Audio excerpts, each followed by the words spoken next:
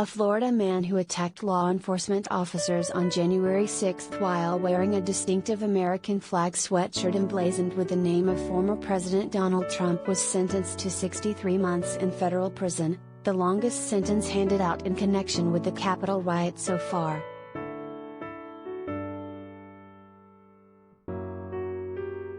Robert Scott Palmer, who was nicknamed #FloridaFlagJacket by online sleuths investigating the Capitol attack, was arrested by the FBI just 12 days after he was named in a HuffPost story in March. Hours after attacking cops with a fire extinguisher, Palmer proceeded to give his name and his hometown to a live streamer at the Capitol.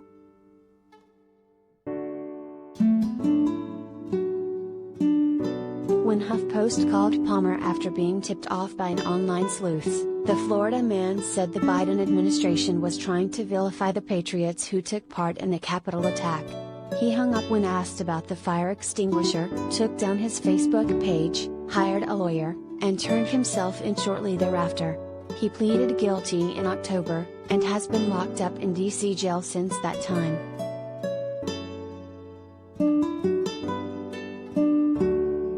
U.S. District Court Judge Tanya Chutkan, who had previously expressed concern that Capitol rioters weren't serving long enough sentences for their conduct, sentenced Palmer on Friday. In a letter to Chutkan ahead of his sentencing, Palmer claimed that he recognized that Trump supporters were lied to by former President Trump and those acting on his behalf.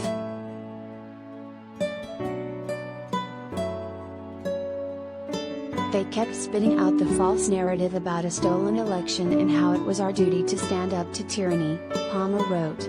Little did I realize that they were the tyrannical ones desperate to hold onto power at any cost, even by creating the chaos they knew would happen with such rhetoric.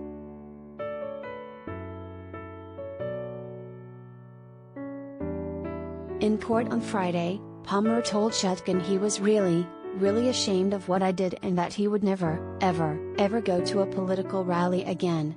While behind bars, he said, he used an educational electronic pad to watch a clip of himself on Rachel Maddow's MSNBC show that showed him attacking cops, and told Chutkan he was horrified by the video.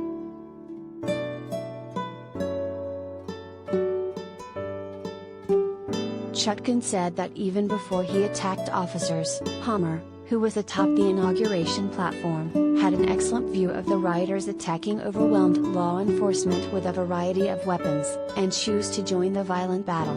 Chutkan told Palmer to turn around and look at the U.S. Marshals standing at the back of the courtroom.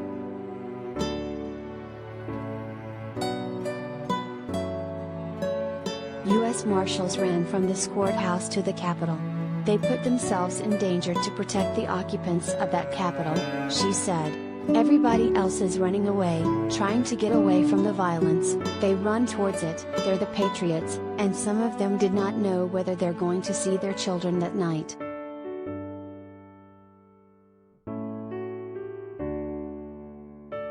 Chutkan called January 6 unprecedented and a violent attempt to stop the peaceful transition of power, since its goal was to stop a duly elected president from taking office.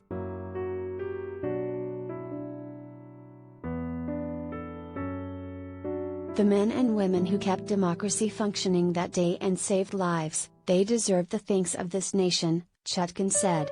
They don't deserve to be attacked, she added.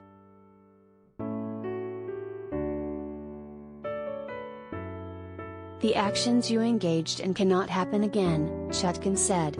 It has to be made clear that trying to violently overthrow the government, trying to stop the peaceful transition of power, and assaulting law enforcement officers in the effort is going to be met with absolutely certain punishment, not staying at home, not watching Netflix, not doing what you were doing before.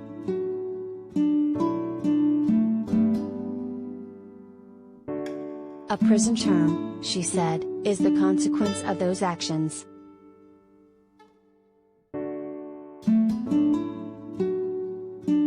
Federal prosecutors had requested that Palmer serve more than 5 years in federal prison, which is the longest sentence they've yet requested in connection with the Capitol attack.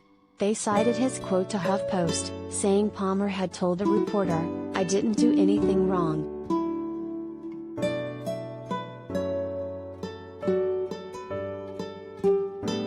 One of the online sleuths who helped identify Palmer and tipped off HuffPost is a woman named Amy, who started looking for participants in the January 6th attack when she was homesick with COVID-19 last January.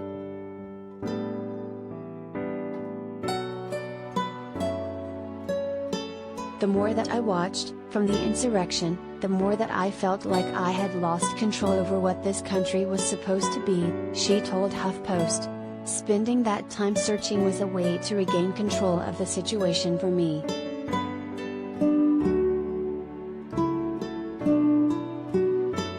Nearly a year after a pro-Trump mob stormed the Capitol, the hunt by the online sedition hunters community continues. In court documents, the FBI has highlighted the role of online sleuths, who will have played a role in hundreds of January 6th cases when all is said and done.